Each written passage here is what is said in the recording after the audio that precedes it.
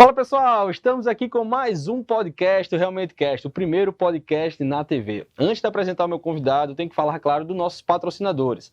Temos a Biostratos, uma empresa de cosméticos gigante no Brasil, que com certeza tem muito a agregar, muito a melhorar para você, principalmente que queira vender no seu salão, no seu supermercado, que eles conseguem fazer um preço muito bom. Entre em contato aqui com ele. Tem interesse, vai aqui no QR Code, digita suas informações que a gente entra em contato também, caso você prefira. Tem interesse também em interagir aqui com o programa? Vai no QR Code, digita suas informações e escreve: Vitor, eu gostei desse convidado, traz aquele outro, faz alguma sugestão que com certeza a gente agrega muito valor a isso. E tem também a JM Postos de Combustíveis, que é o nosso novo patrocinador, tem muito também a agregar, uma empresa nacional, uma empresa local, que com certeza é muito bacana. Então vai lá que com certeza você vai aproveitar. Então, sem mais demora, sem mais delongas, Felipe Bezerra, meu amigo, vamos apertar aqui a nossa mão, graças a Deus.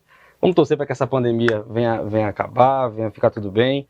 Sei que infelizmente você passou por um aperreio grande nisso, a gente pode até falar isso aí um pouquinho depois, mas a princípio a gente gosta de começar com coisa boa, gosta de apresentar você, para quem não lhe conhece, porque particularmente sou fã desse cara, muito conhecido em São Paulo também, mas estamos aqui para bater um papo. Felipe, muito obrigado por aceitar esse convite, acho que é uma honra para mim estar aqui com você. É um prazer estar aqui, você está começando aí um projeto novo e a gente tem uma relação pessoal e eu tenho isso particularmente com seu pai, né, de negócios que a gente faz no mercado, imobiliário e tal. Então, um grande prazer estar aqui para contar um pouco da minha história e da trajetória profissional. Porque desde o início, que é o seguinte, quando a gente vai fazer um programa como esse, a gente tem que fazer uma situação, rapaz, quem eu vou trazer, quem eu vou chamar, qual tipo de pessoa, e você foi uma das primeiras pessoas que eu coloquei, não é porque eu tô aqui na sua frente não, mas porque eu gosto de pegar pessoas que tenham referência, que se tornaram referência por conta do seu, principalmente pelo seu trabalho, que eu acho que você faz assim. Antes de tudo, me conta um pouquinho quando você era criança, como é que começou esse encanto por desenhar, por escrever, tudo mais, que eu sei que você gosta. Eu venho de uma família de engenheiros. Meu pai é engenheiro, meus irmãos são engenheiros. Desde menino que a gente falava que ia fazer engenharia, conta da empresa do meu pai. Dentro, né? Já estava gostando. E minha mãe, ela é uma pessoa que sempre gostou muito de arquitetura, sempre tinha na minha casa muitas. Hoje é mais comum, tornou-se comum depois de muito tempo, mas antes era pouco comum.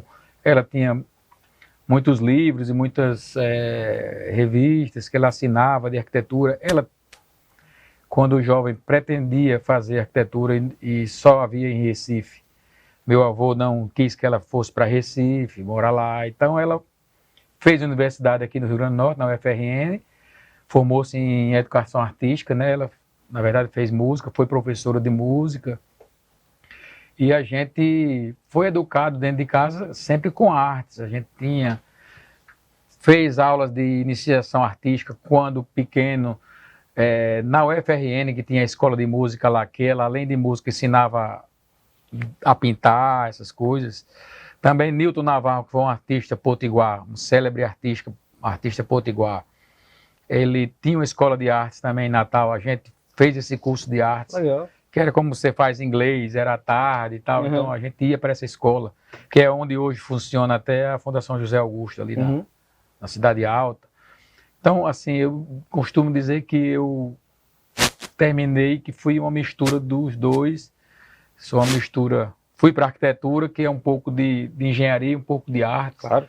Então, acho que essa equação aí resultou no que eu terminei vindo a escolher, né? Porque eu acho que, eu não sei se pelo sobrenome alguém pode associar, mas ele é filho de Fernando Bezerra, fundador da Ecocil, uma grande construtora, ainda hoje, uma das principais, se não for a principal construtora aqui local e tudo mais.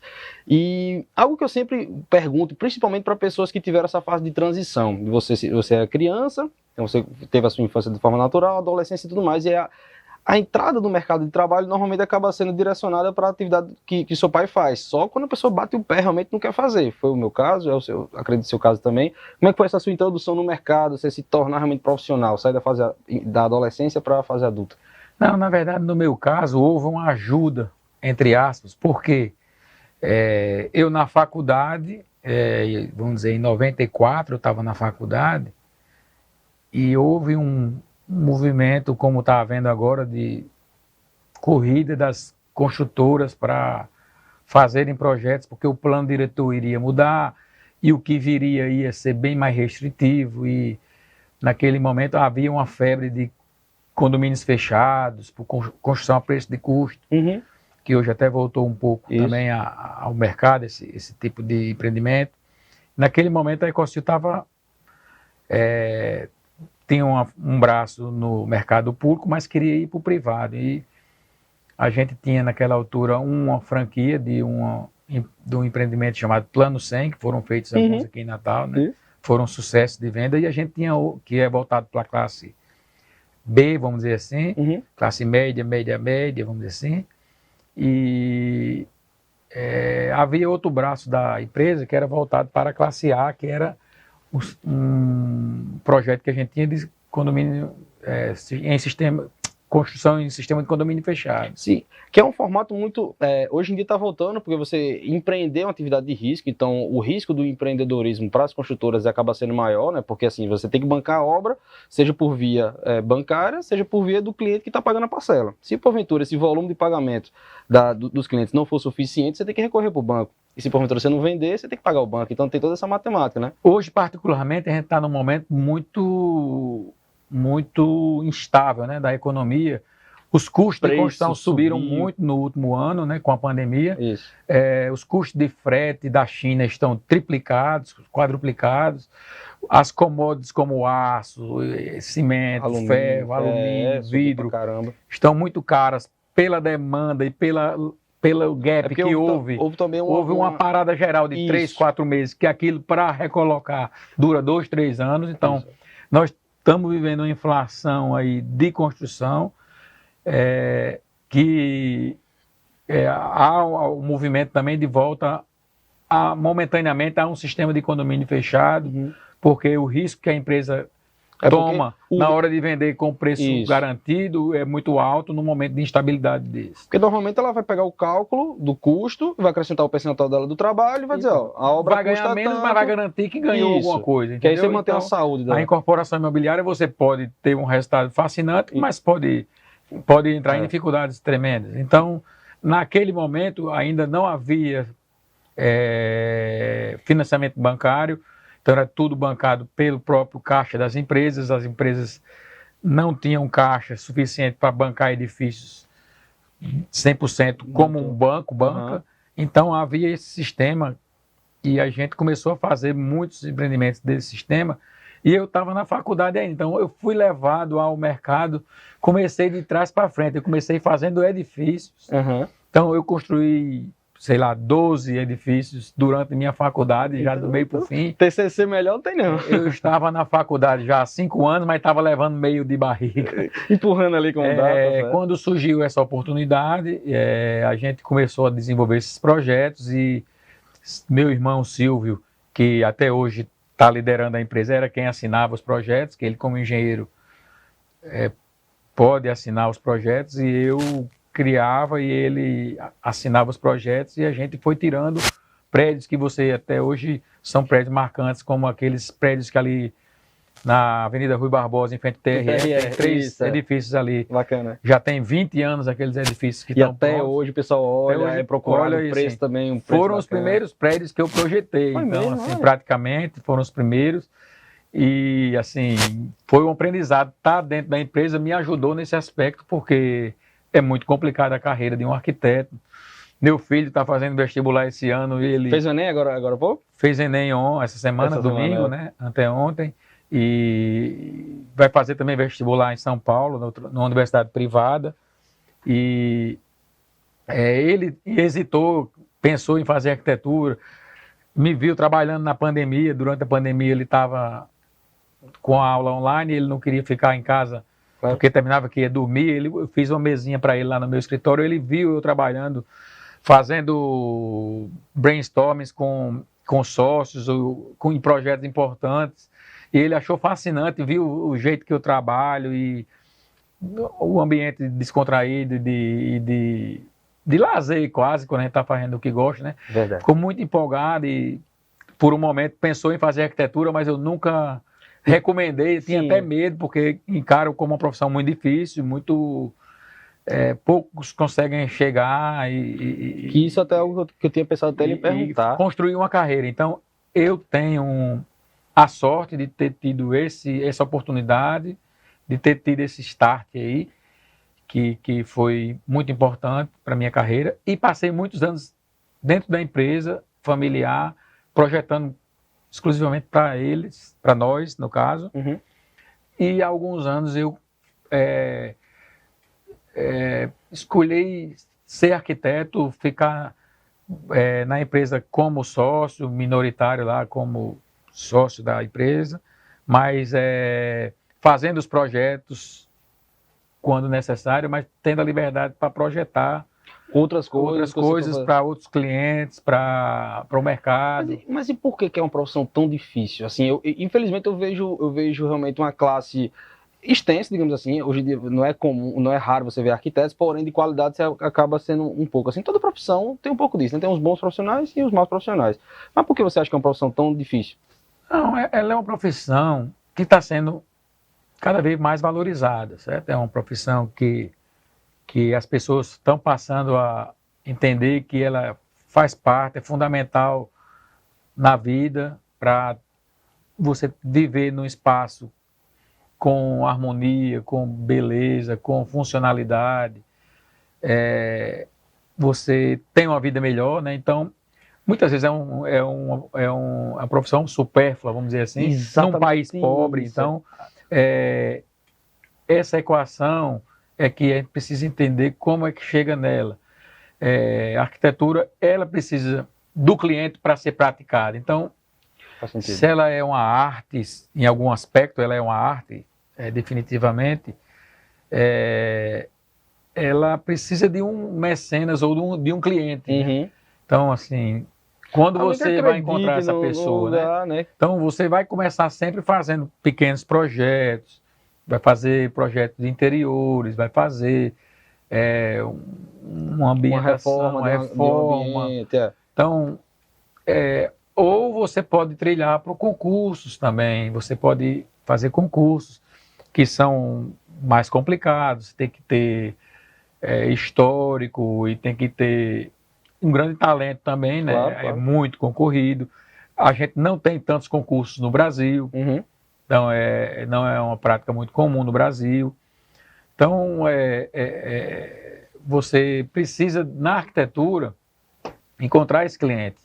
E esse é o grande desafio. Quando encontrar o cliente que, além do dinheiro, tenha a cabeça aberta às ideias que a gente traz e propõe, entendeu? Então, isso é uma equação que só vai se montando ao longo da sua carreira. Uhum. Então, você passa Demora alguns para anos para engrenar. Entendi. Tá entendendo? Isso é normal. Então, a gente tem que ter paciência, tem que, como arquiteto, procurar, mesmo formado, e trabalhar ainda. Muitas vezes as pessoas estão formadas, mas não têm tanta experiência. Ir para um escritório para fazer quase que um estágio, porque a universidade não supre algumas coisas que o mercado exige. Então, é importante praticar, entender como é a prática da arquitetura no escritório também, entendeu?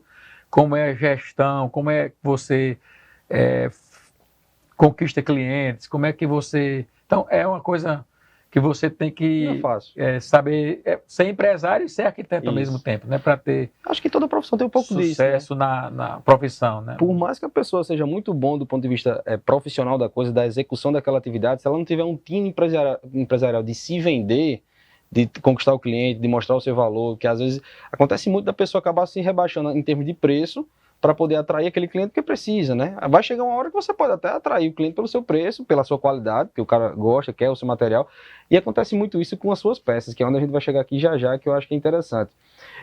Das últimas vezes que a gente conversou, você sempre rabiscou, no nosso escritório você fez um rabisco aqui que eu achei fantástico e tal. Essa parte aí, teve um pouco dessa fonte que você bebeu da sua mãe, do seu pai, para você começar a rabiscar coisas sem ser projetos, prédios, alguma coisa. Quando eu vi que você fazendo cadeiras, mesas, que já vou até colocar aqui na TV, que eu acho que vale a pena o pessoal ver, que você já produziu de mesa, cadeira e tudo mais. E você surgiu como, esse interesse de fazer isso tudo? É um pouco para extravasar a criatividade, né? Eu, trabalhando na empresa familiar, nós ficamos muito focados no mercado imobiliário de classe média, né?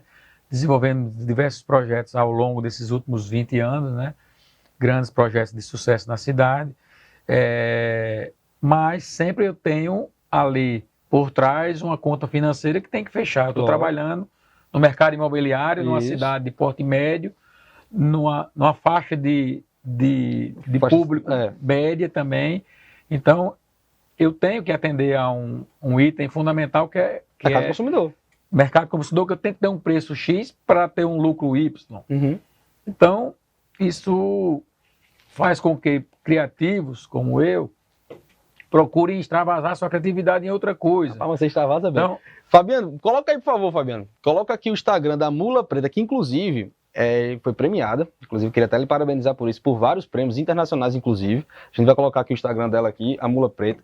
Que o nome é até engraçado, que eu quero que você fale aqui um pouquinho também, porque tem um negócio que eu vi, aquele da inflação, eu achei sensacional, aquele que corroeu, que eu queria muito que você fizesse, mas depois a gente toca nisso. Baixa aí, por favor, Fabiano, só um pouquinho aqui. Tem o do Paintball, que eu chamo Totó. Totó, né? Eu chamo Totó, mas desce mais um pouquinho que eu vi lá embaixo que eu achei muito bacana essas mesas e cadeiras. Cara, como é que tu consegue? Pronto, isso aqui do xadrez, na verdade isso é dama ou xadrez? É um xadrez, O xadrez, que é o cambito, né? Cambito. Coloca aqui, por favor, Fabiano, esse do cambito. Aí passa pro lado aqui, que acho que tem até um videozinho, que acho que você sentado com seu sócio jogando. Como é que surgiu isso aí? Rapaz, na verdade, a Mula começou com essa desejo de criar, né?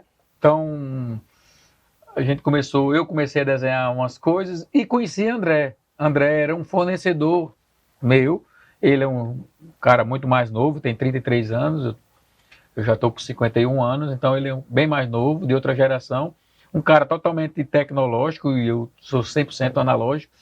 Nós nos conhecemos porque ele fazia imagens eletrônicas de empreendimentos, então ele trabalhava para empresas que iam fazer lançamentos imobiliários.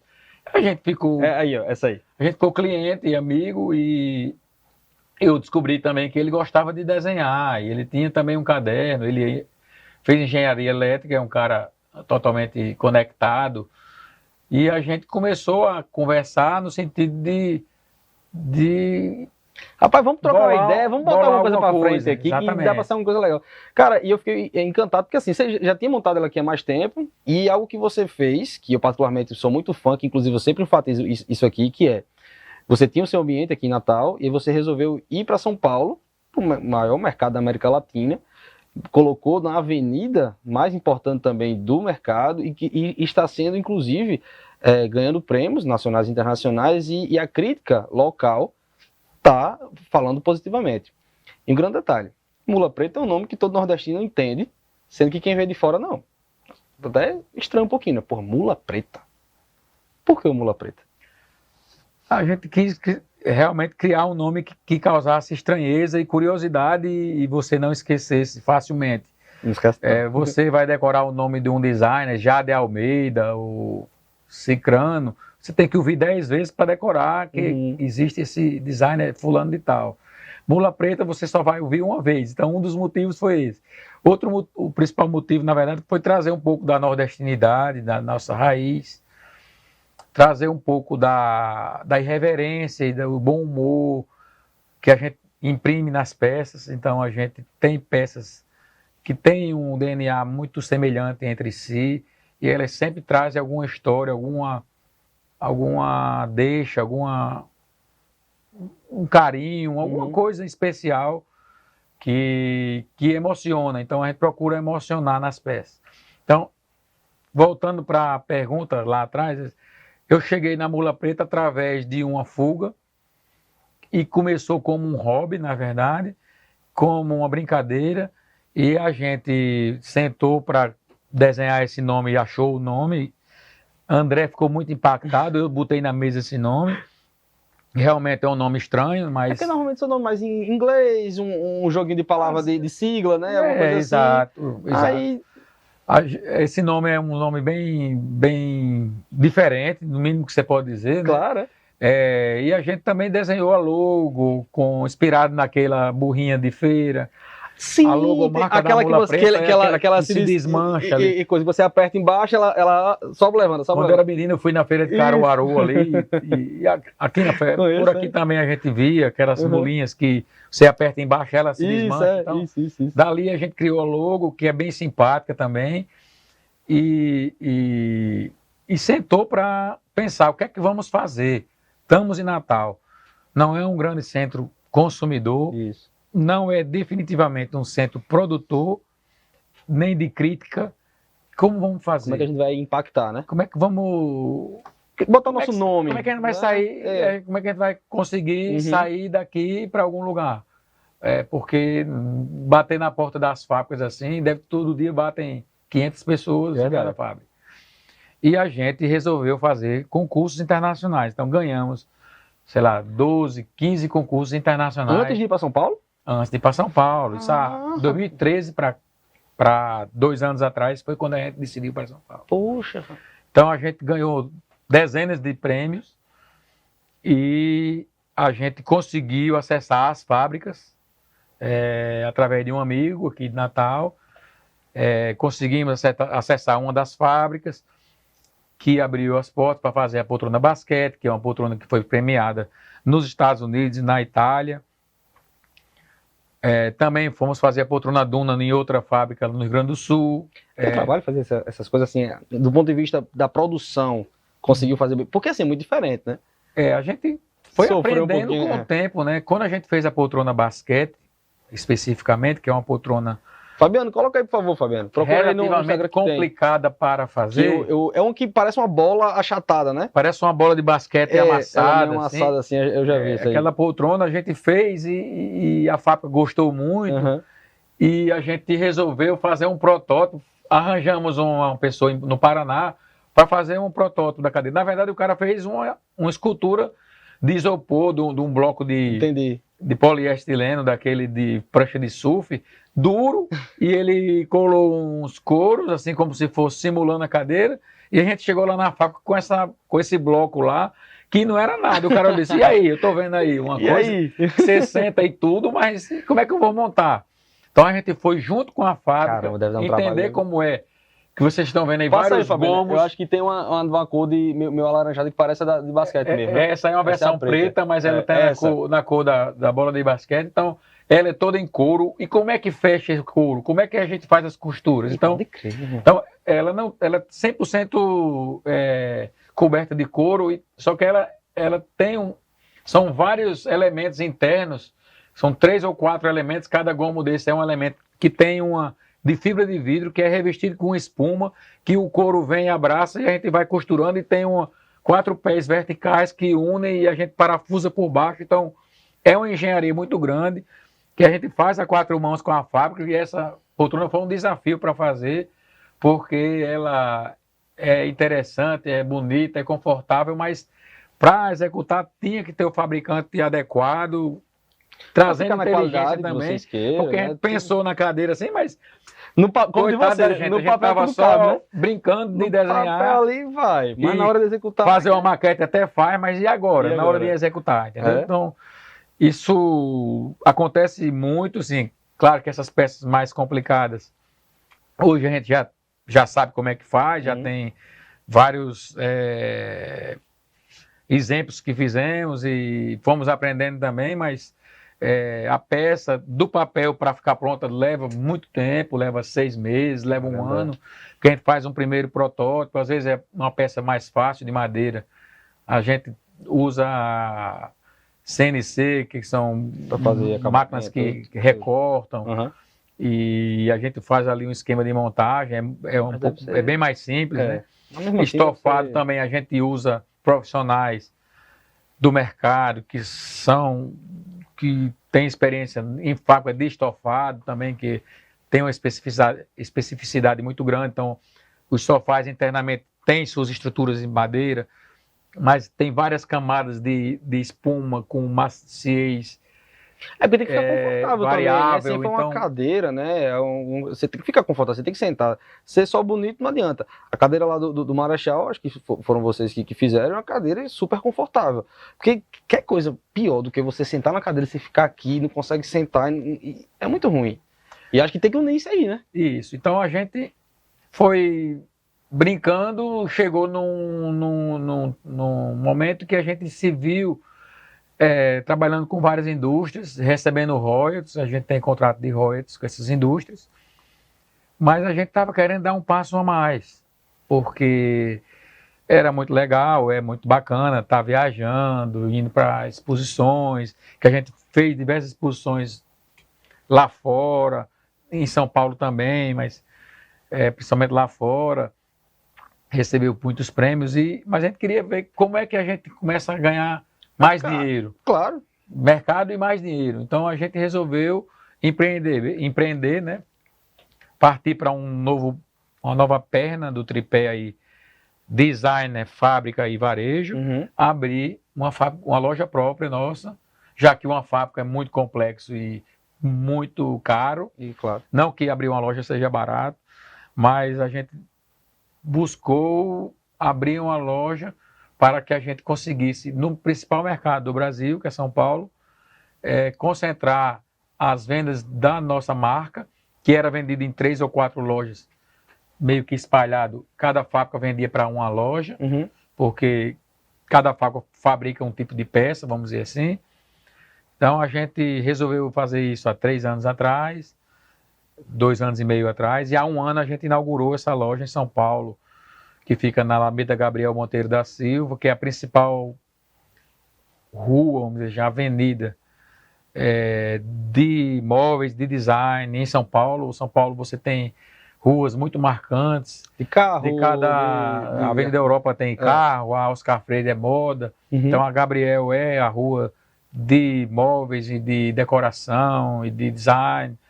A gente conseguiu descobrir um local apropriado, e eu e André, que éramos sócios na Mula Preta, resolvemos trazer um terceiro sócio, que é o Wellington, que entrou com capital, e a gente também complementou e trouxe a inteligência dele também. Um pouquinho do pitaco, que o homem é bom. Trouxe inclusive, ele vai estar aqui. Eu vou chamar o Wellington aqui, que merece o Wellington Ribeiro merece, um cara gente fina e tem uma história muito boa. A história de vida dele é sensacional. Exatamente. E ele é muito chato naquele sentido do olhar dele. Ele consegue enxergar muita coisa que ninguém não tem. É um perfeccionista. Isso. E ali é muito com você, porque você também é muito perfeccionista, muito atencioso no que faz e tudo.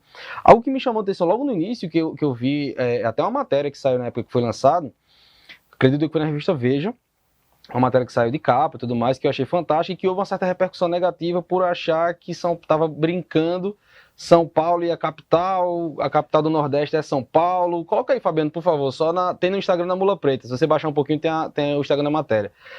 E eu vi um pouco de repercussão sobre isso. O que é que tu acha? Não, eu achei que foi bom, a gente conseguiu sair na capa da Vejinha, né, que é a principal revista de São Paulo, que nunca sai ninguém, a não ser paulistanos da Gema, vamos dizer assim. Já é da nata ali, da nata, né, da sociedade. A Vejinha resolveu fazer uma matéria sobre os nordestinos e colocou na capa o título, A Capital do Nordeste. Isso, São Paulo achou aí? Como a Capital do Nordeste. Achou? E pronto, essa aí é. As redes sociais polemizaram demais, porque nordestinos achando ruim que a capital do Nordeste... Cada um tem a sua, tem a né? sua, Natal, mas na verdade ele estava elogiando, porque São Paulo é construída por nordestinos. Exato. E ele fez uma matéria aí, que eu e André aparecemos aí, foi feita foto até lá na loja. Temos um conterrâneo aqui do lado direito, que é do Café Três Corações, isso, né? Que são lá da Tromba do Elefante, lá de São Miguel do Oeste, e uma empresa gigante no Brasil hoje.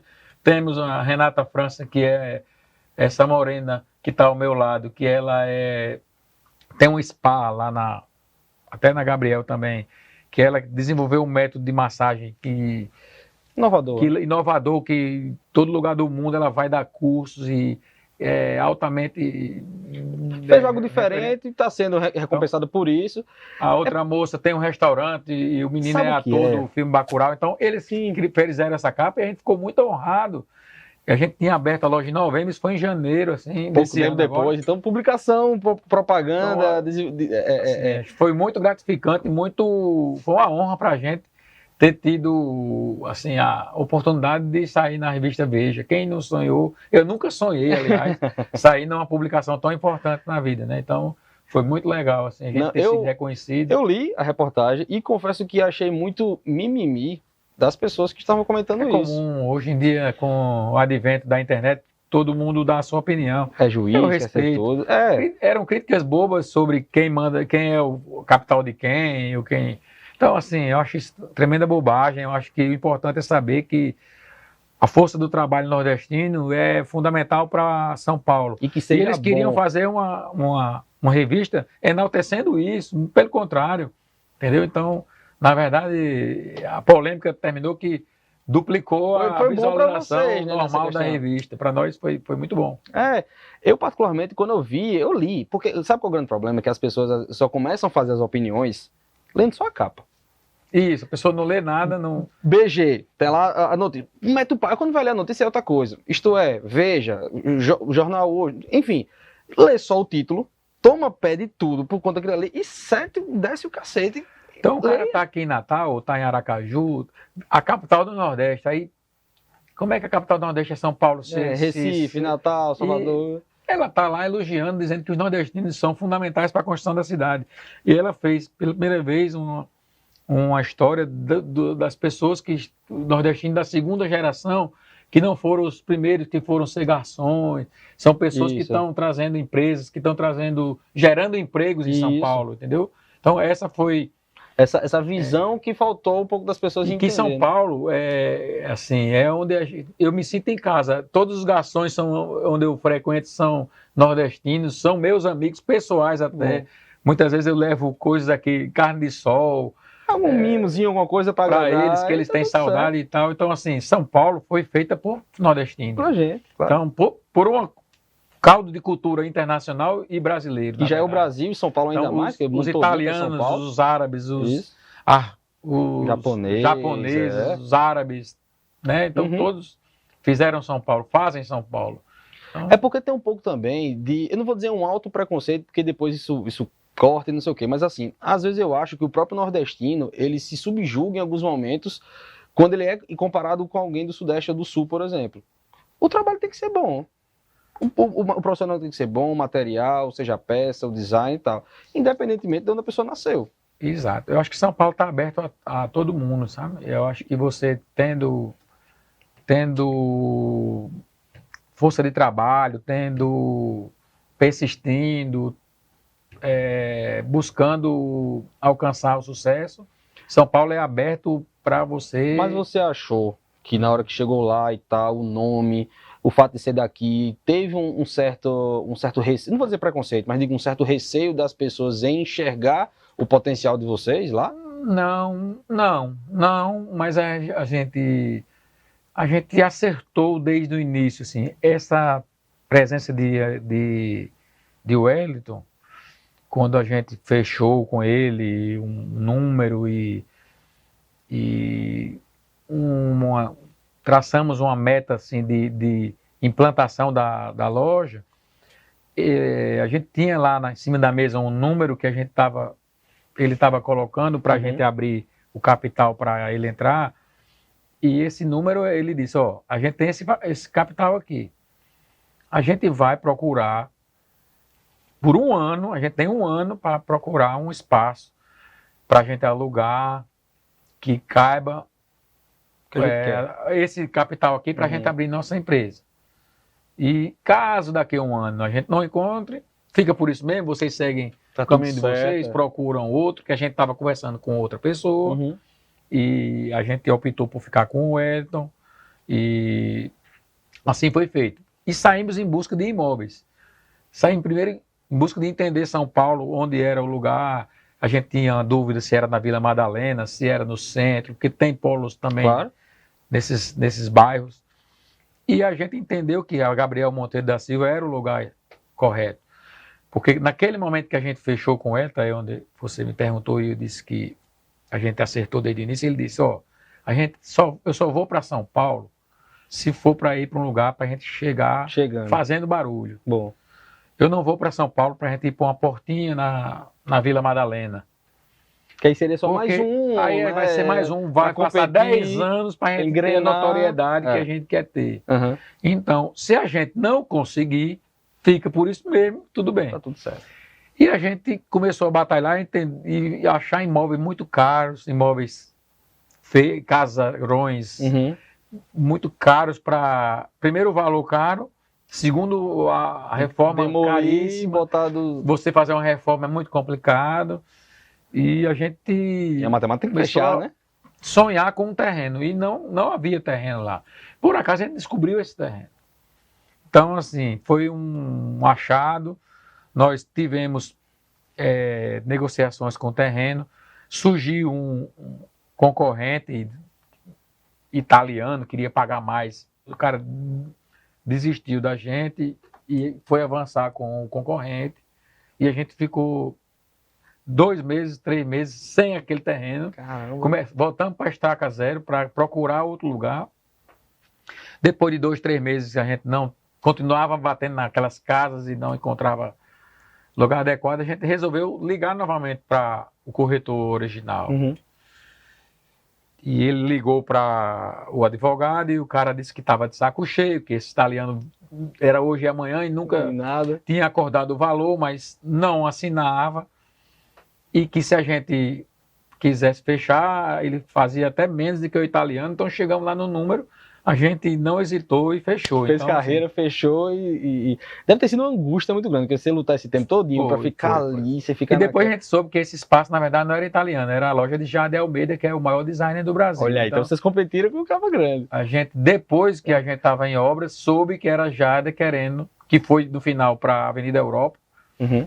um palacete lá que ele alugou, realmente ele é o ícone do design brasileiro hoje, assim, mais proeminente Uhum. e que tem maior... Mas só Para mostra, quem é do ramo, mas né? só mostra que o feeling de vocês estava acertado. Estava acertado. Né? Então a gente Tava... conseguimos alugar um terreno, né? Então a gente conseguiu o ideal, que a gente começou a sonhar, pô, fazer essas reformas aqui vai ser bem caro e nunca vai ficar com a nossa cara. Uhum. Então a gente conseguiu alugar esse terreno por longo prazo, né? Uhum. E edificamos do zero o nosso prédio. Passamos 1 ano em aprovação na prefeitura. Que deve ter tido trabalho de também. Por mais que seja São Paulo, que é uma mas cidade tem feita, burocracia, mas porque lá é uma zona de claro. tombamento, aí teve que passar patrimônio histórico, apesar de não ter nenhuma edificação no terreno, tem toda uma burocracia.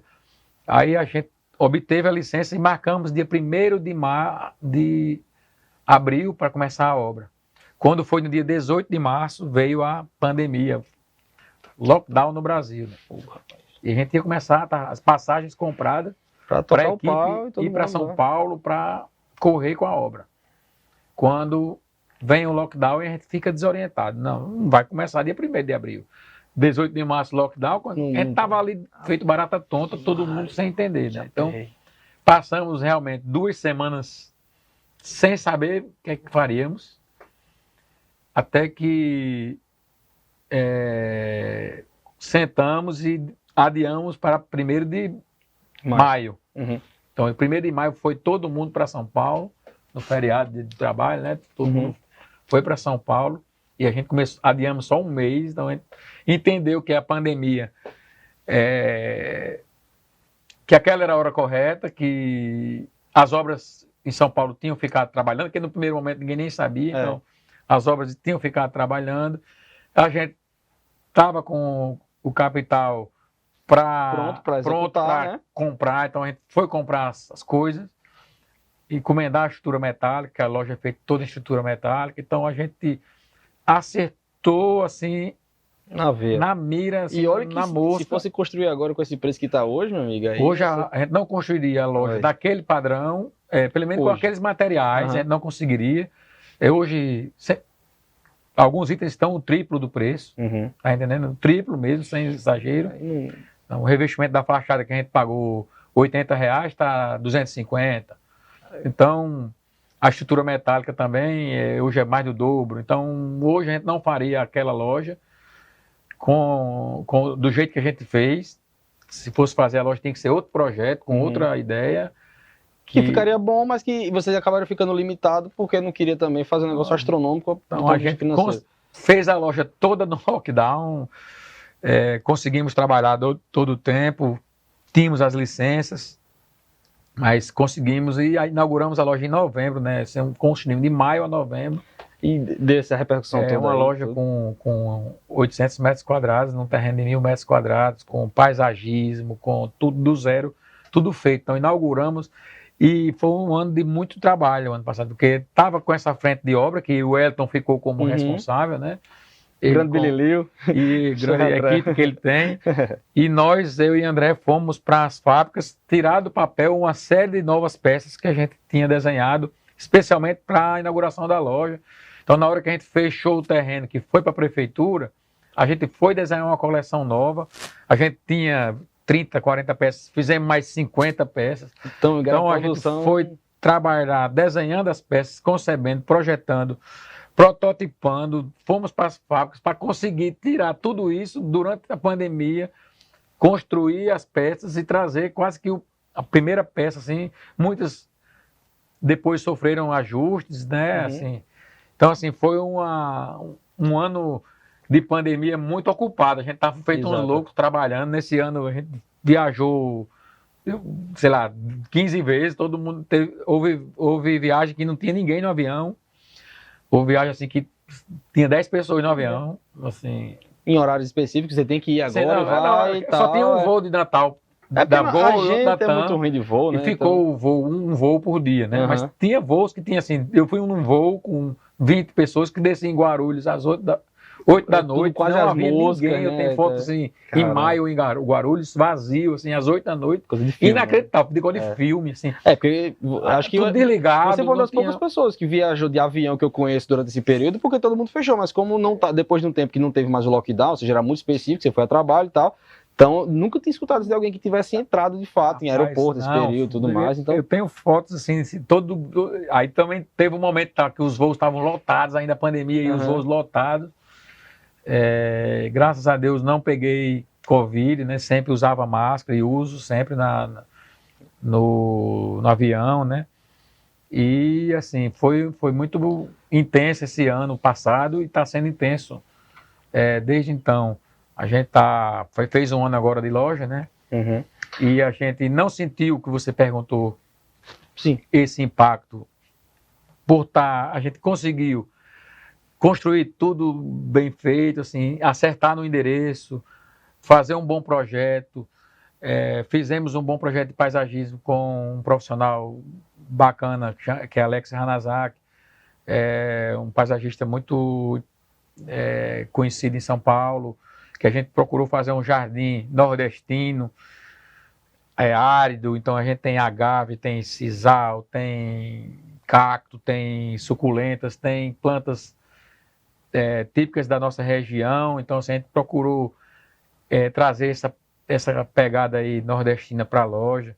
A gente, do decorrer do projeto, também trouxe para a loja uma pequena praça pública, que a gente colocou um espaço, que é uma tapiocaria, que não abriu ainda devido à pandemia, vai abrir agora em março. Mas algo extremamente nordestino. O que eu achei legal também da ideia de vocês foi de vocês trazerem a identidade, que é algo que hoje em dia, principalmente com essas grandes redes de imóveis, né? Você tira a Etna, aquela Aicaia, que é tudo daquele jeitinho, né? Tudo de fábrica. Porque na hora que você pega um móvel diferente, você tem um design diferente, aquilo ali chama um pouco de atenção também, né? Então tem essa questão toda também da identificação do traço de vocês com também a raiz.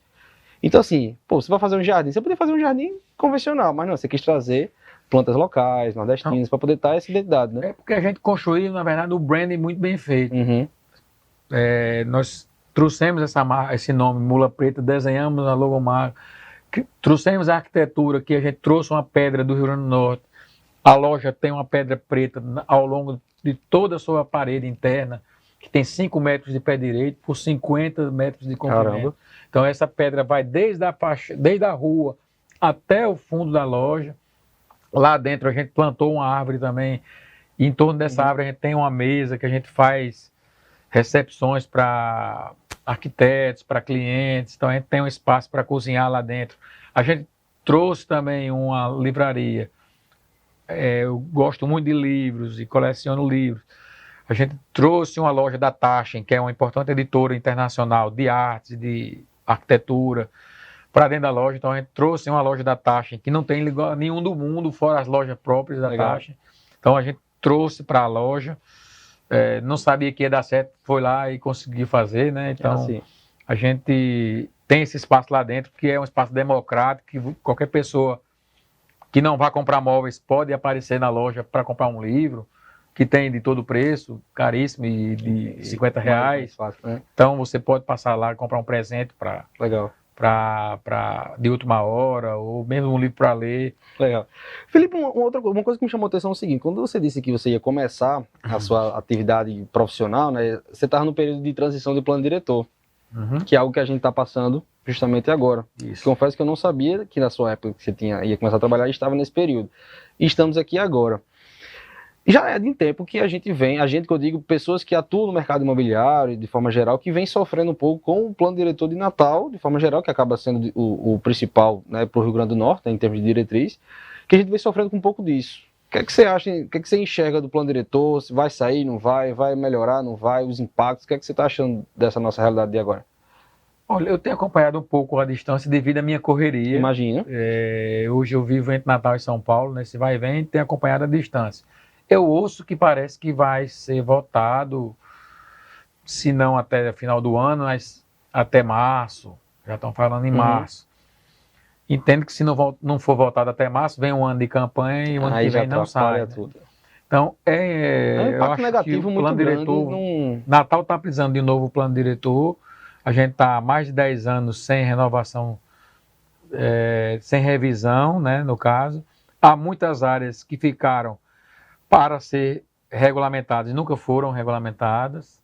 São Vale, outras áreas. Não, tem área em Candelária ali que não tem rua calçada. Várias áreas São Vale que nunca foi regulamentada e ficou parado e a infraestrutura urbana não pôde desenvolvê-las, tá entendendo? Então, isso a gente pode comparar muito com João Pessoa.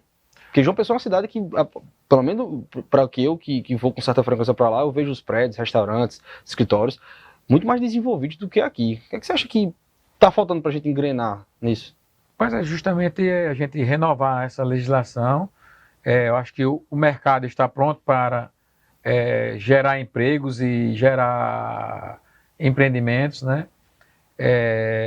Creio que vai ser votado brevemente e acho que isso vai ser um ponto positivo para a economia potiguar, porque realmente João Pessoa, recentemente, se for pegar a pré-Copa do Mundo, que foi em 2014, né? 2014. Em 2012 ou 2011, que a gente foi anunciado como sede da Copa, João Pessoa era nada. Não, a gente zombava de João Pessoa. Era uma cidade pequena, assim, Natal era maior. Tem um ponto de vista turístico, né, que realmente Natal ainda é mais turístico do que João Pessoa, mas em termos de negócio... Sim, exato. E Natal estava com aquela invasão das grandes empresas, dos investimentos internacionais. Isso, turista, aí, né? João Pessoa, Natal foi cada vez ficando mais complicado, os investimentos ficando travados, e João Pessoa teve boas atuações governamentais e conseguiu fazer de João Pessoa um hub hoje de distribuição de mercadorias, né? A gente tem aí várias empresas, tipo o Magazine Luiza, a Amazon, esses grandes players que deixaram de vir para cá, acredito eu, por força de distribuição lá, né, por incentivos fiscais. Por consequência, o mercado imobiliário lá está muito mais aquecido do que o nosso, devido também a uma lacuna que houve naquela época, que não sofreu a invasão das grandes, que Natal sofreu. Então também tem isso, a gente sofreu um pouco porque houve uma super oferta naquele momento, mas hoje essa super oferta se esgotou. Então Natal está pronta para crescer e para ampliar aí a sua economia. Está precisando, na verdade. Né? Mas você acha que tem digamos assim, uma força política fraca, consequentemente, com a parte pública, que acaba atrapalhando muito isso, seja com a demora de emissão de alvarás, de licença, de aprovação de projeto? Você acha que isso realmente atrapalha um pouco o desenvolvimento da cidade? Eu acho, não só de Natal como do Estado, né? A gente tem, por vezes, processos muito duradouros para fazer um empreendimento de porte pequeno, tem que passar pelo IDEMA e tem que passar por outras instâncias e que demora anos, na verdade, né, para sair. Então, seria uma boa desburocratizar um pouco, né? Eu sei que faz parte do processo, mas A gente sofre muito aqui no Rio Grande do Norte. Não, e atrapalha muito. Eu digo isso porque a gente atua com algumas empresas que estão expandindo e, cara, enquanto uma determinada empresa, que eu não posso falar exatamente o nome, mas você está crescendo muito, 5, 10, 50 lojas dentro do estado, aqui você tem 1, 2, 3. Para aprovação. Para aprovação, para terreno, para preço, para o mercado, que ele é muito carente. E eu confesso que eu queria muito que o Rio Grande do Norte, de forma geral, conseguisse desenvolver. E, cara, João Pessoa é muito perto. Basta você chegar pertinho. Rapaz, o que é que deu certo aqui? Foi isso, aquilo outro, e vão aplicar para cá. Porque tem aquele prédio em alto plano, que tem um rooftop lá em cima, que tem vários projetos lá. A gente está até desenvolvendo alguns projetos lá em João Pessoa, né? Durante a pandemia, a gente também, além da Mula, abriu um novo escritório de arquitetura. Sim, que é outro trocadilho de nome também que ele vai falar. É o Escritório Metropolitano de Arquitetos? De arquitetura. De arquitetura. Que é a EMA. Então é a Mula Preta e a EMA, entendeu? Tudo na velho. Eu achei muito bacana. Mas conta um pouquinho da EMA. A EMA, eu fui convidado há 2 anos, na verdade, está sendo lançado agora o empreendimento, coincidentemente, há 2 anos atrás, era pré-pandemia, para fazer 2 projetos em João Pessoa. Ao chegar lá, o empreendedor me perguntou se eu teria algum problema de fazer o projeto com o Léo Maia. Eu digo, pô, que é isso? Eu conheço o Léo. Lá, bacana. É um amigo, conhecia ele aqui de Natal, a gente já tinha saído de Natal para conversar e tal. Sou admirador do trabalho dele, era já admirador do trabalho dele, ele me conhecia também, era admirador do meu trabalho. Nós fizemos esses 2 projetos, que o primeiro está sendo lançado agora. Você vê como os processos são demorados, né? Assim, mas assim também o mercado vai evoluindo e a gente foi também construindo esses projetos, né? E aqueles projetos fluíram com uma velocidade muito grande e a gente foi incentivado pelo empreendedor a fazer mais coisas junto. E gostou? Terminou que a gente... Léo estava indo para São Paulo, abriu um escritório lá, estava pensando em ir para São Paulo. Eu estava já com a loja para iniciar a obra.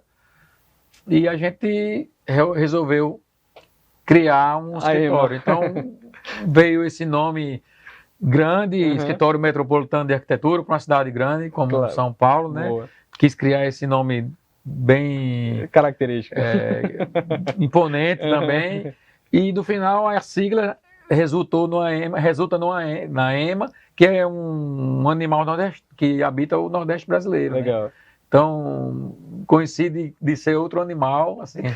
É porque isso aí eu acho muito bacana, que são pequenos detalhes, porque assim, o que vai impactar se vai fazer sucesso ou não é ser profissional, independentemente do nome no início, é ser bom, é ter um produto lá, mas é um diferencialzinho que marca como de você. Você não esquece, mas eu tenho certeza que você está assistindo aqui, Mula Preta, você viu aqui, você viu a qualidade das coisas. Pô, comprei, um amigo meu foi para São Paulo, comprou não sei o que, da Mula Preta. Ah, é do cabo que eu vi lá de Natal. Então assim, associa, né? Nós abrimos a empresa em São Paulo, ela é sediada em São Paulo, alugamos uma sala na Faria Lima, estamos em São Paulo, financeiro. A gente tem uma equipe muito pequena em São Paulo, nossa equipe principal hoje está em João Pessoa, porque a gente tem uma terceira sócia, que é Saskia, ela fica responsável por tocar todo o time de Natal, time de João Pessoa, que é onde ela mora, e Léo também. Eles semanalmente, ou eu vou a João Pessoa, eles vêm a Natal, amanhã eles vão até boa. Estar aqui. A gente faz imersões aí semanais para atender o volume de projetos que a gente tem tido no sul, sudeste do Brasil, no Nordeste também. Então estamos fazendo projeto do Rio Grande do Sul ao Ceará, assim, voltado ao mercado imobiliário, seja de empreendimentos horizontais, seja de alto padrão, até em São Paulo, para grandes empresas, a gente está fazendo já também. Então, em São Paulo, por exemplo, a gente, falando do plano diretor, vê que o daqui foi inspirado no de lá, a gente entende quais são as nuances do plano de São Paulo, que estimula o uso misto, que você trazer o comércio para o edifício faz com que a cidade fique mais ativa e fique uma cidade melhor. Então, assim, trazer esse público e privado, misturar eles, é uma fórmula de sucesso nas cidades. Então, o Plano Diretor do Natal, ele estimula isso, a presença do pedestre no empreendimento, você ter a cidade voltada para as pessoas. Então,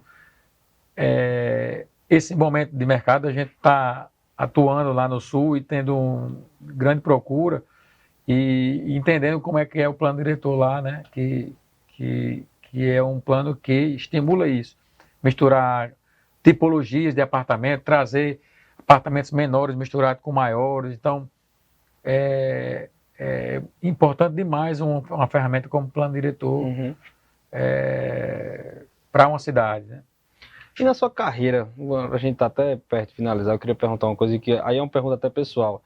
Em termos de dificuldade, o que é que seria algo mais marcante que você teve assim na sua carreira, que você fez, caramba, isso aqui foi problema e eu, graças a Deus, passei, e como é que foi? Não, assim, eu acho que a construção de um nome na profissão é uma coisa lenta e a gente tem que perseverar mesmo, apesar daquele incentivo que eu tive, Dos seus pais, assim, até uma estrutura... uma facilidade que eu tive, é muito difícil chegar em São Paulo e construir e fazer isso aí dar certo. Tem que a gente todo dia matar um leão.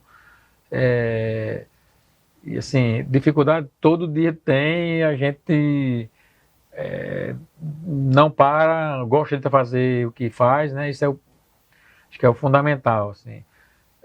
Todo dia a gente tem dificuldade, eu não saberia lhe expressar algo, mas é porque algo maior assim, porque mas empreender é uma atividade tão empreender é uma difícil, atividade né? muito difícil, né? Exatamente. Então, Que por mais que a pessoa não tenha uma determinante, uma muito específica, mas a atividade em si já é muito estressante, muito preocupante. No início você falou da Ecosil, você tinha muita questão também, um financiamento próprio, né? Você dependia muito daquele caixa, então era um risco maior também. Até pegando da Ecosil, por que o nome Ecosil? o nome da Ecosil é uma abreviação, uma empresa de construções civis limitada, né? Boa. Na verdade, a Ecosil surgiu um pouco antes do que meu pai, antes do meu pai chegar.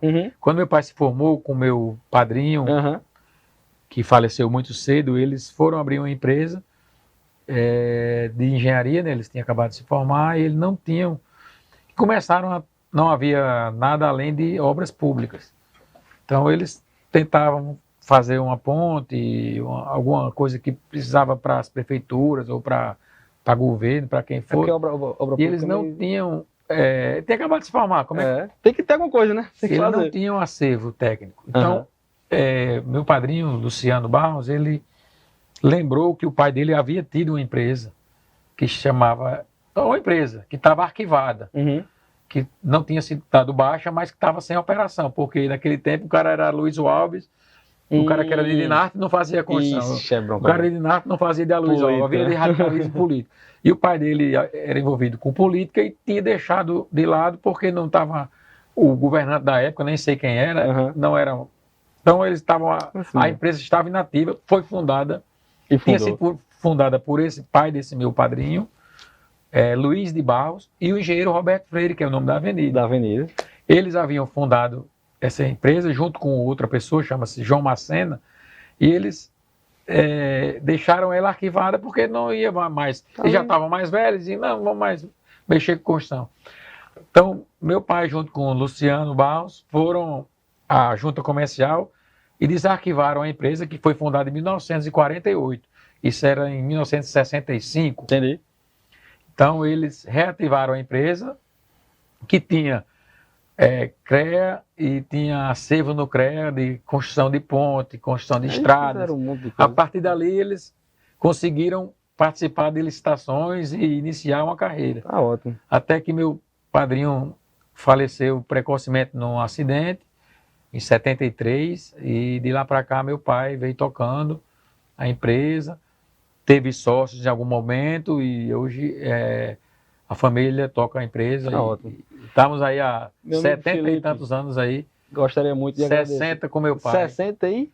Desde a fundação, desde 48 para cá, dá 73 anos ou 4. Então foi um programa aqui de muita história também. Gostaria de agradecer demais a sua vinda. Foi um convite que eu lhe fiz. Como disse, você estava desde o início ali e eu agradeço demais você ter aceitado.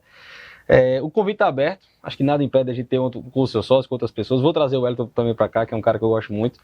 Gostaria de agradecer por você ter vindo aqui, aperto minha mão. Que é isso, é um grande prazer estar assim. Gente, esse aqui é um ícone de verdade. Podem seguir ele no Instagram, podem acompanhar o material dele, a Ema, que é muito bom. vale muito a pena. E bota isso no seu nome. O Natal tem um ícone potiguar que se chama Felipe Bezerra, principalmente da arquitetura e do design, que eu gosto muito quando você bota no papel os rabiscos dele. Então, pessoal, muito obrigado. Esse foi mais um podcast de hoje, o Realmente Cast. Você que não está inscrito no canal e no YouTube, se inscreve. Tem aqui o QR Code que você pode também aproveitar, colocar suas sugestões, que com certeza vai ter muita coisa boa para agregar. Aos nossos patrocinadores, muito obrigado. Biostrato, Grupo JM, estamos aqui junto para o nosso próximo programa também. Valeu! Realmente Cast, oferecimento Biostratos, cosméticos naturais e TRR, entregando energia potiguar. Essa é mais uma empresa do Grupo JM Empreendimentos.